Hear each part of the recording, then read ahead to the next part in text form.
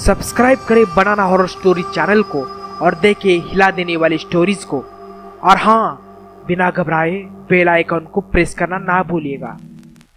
भूत प्रेत चुड़ैल की कहानियां आपने कई बार मैगजीन में या तो कोई स्टोरी की किताबों में सुनी होगी, लेकिन वही स्टोरी वाली कहानी अगर आपके सामने आ गई तो आज मैं आपके लिए एक ऐसी ही कहानी लेकर आया हूँ।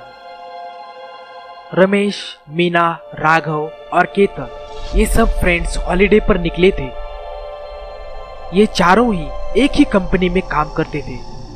शनिवार और रविवार ये 2 दिन एक आलीशान बंगले पर स्टे करने का इन सब ने तय किया था। रमेश के चाचा जी का वो बंगला था, लेकिन कई सालों से वो बंगला वीरान पड़ा था।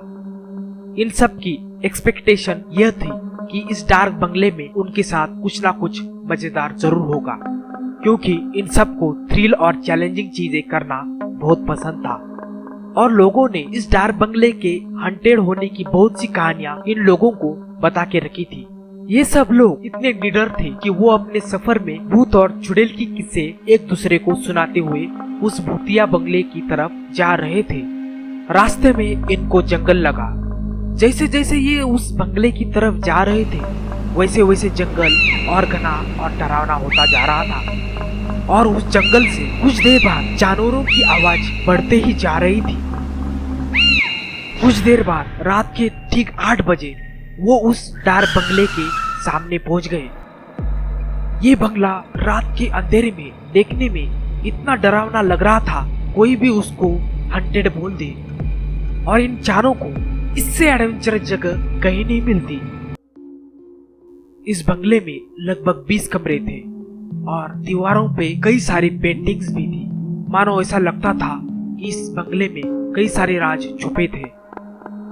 रात के लगभग 10 बजे इन चारों ने अपना डिनर कर लिया और ये सब उस बंगले के बाहर ही बॉनफायर जला के नाचते गाते एंजॉय कर रहे थे। बातें करते करते लगभग रात के 12 बजे थे। तभी मीना ने कहा कि मैं अंदर से पानी ले आती हूँ। तब रमेश ने कहा, अरे रिचा, अंदर कोई भूत दिखे तो हमारे तरफ से उसे भी हेलो हेलो हाय बोल देना।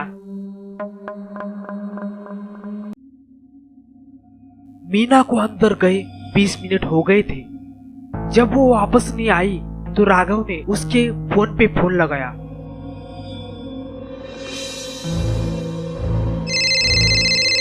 फोन बजते ही देखा कि मीना ने अपना फोन वही छोड़ा था।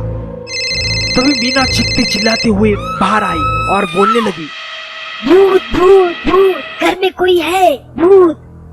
रमेश, राघव, केतन ये सब सुनते ही उठे और भागते हुए वो उस कमरे के पास आए। मीना इतनी डर गई थी कि वो सबके पीछे खड़ी थी। जैसे ही रमेश ने दरवाजा तो कमरे में बहुत ही अंधेरा था। रमेश ने कमरे की लाइट जला दी तो देखा तो वहाँ मीना थी और वो जोर जोर से अजीब आवाजें निकाल रही थी और हंस रही थी।